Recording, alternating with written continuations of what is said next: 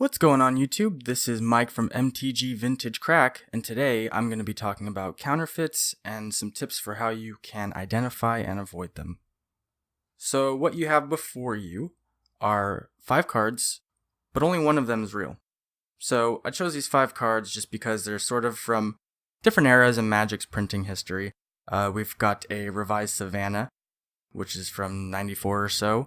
A Teferi, Hero of Dominaria from the Dominaria set in 2018, a Thoughtseize from Lorwyn, an Ancient Tomb from Tempest. Which one do you think is real? Now you've had a second to look over, I will tell you that it's actually the Thoughtseize. I know it can be pretty hard to tell. The Thoughtseize, of course, looks pretty legit because it is legit. Look at the Teferi. It's got the holo stamp. Coloring might seem a little light, but you might not be able to tell from across the table. The Ancient Tomb is a little bit dark, but again, you might not be able to tell that from across the table.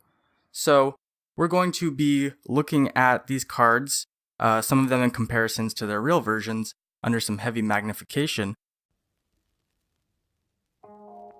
So let's take a look at Teferi, Hero of Dominaria. Here we have one from earlier in the opening of the video, which is fake, and a real one. Some of you might tell right off the bat because you've had a lot of experience with Magic cards, but the one on the left is the fake one. So the first thing I notice with this counterfeit is that the color is a lot more washed out than the real one. Color's a lot more rich on the right side. But like I said earlier, if you're in a game of, say, EDH, and there's just one sitting on the board, you might not actually notice the coloring differences, and Magic cards as of late aren't exactly known for the printing consistency either, so you might not be able to actually write it off based on the color alone. So how can you figure that out? Let's look at it under some magnification.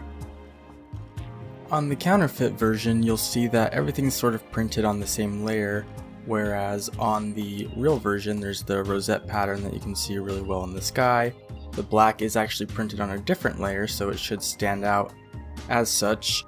Just like on the sides leading up to the expansion symbol, the border's black, and the black in the set symbol is also solid and crisp on the real version. As you continue to move down the card, you'll notice some of the same printing differences. And this counterfeit also has a holo stamp, as I mentioned, which is pretty good, but is obviously a sticker and not inlaid.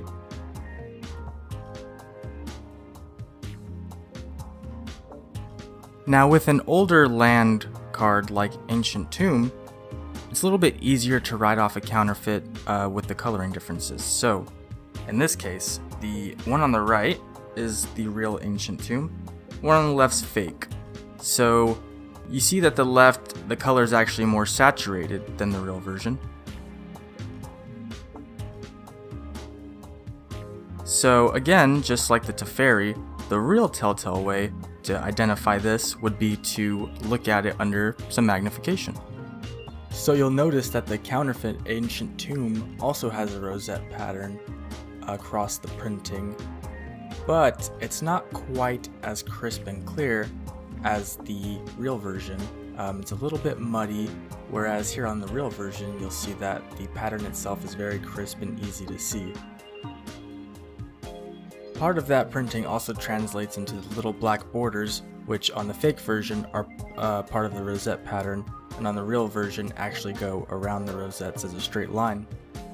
The expansion symbol is also solid black on the real one. As you continue to move down the card, you'll just kind of see that it's a tough one on this card, but ultimately the real version is a lot more crisp.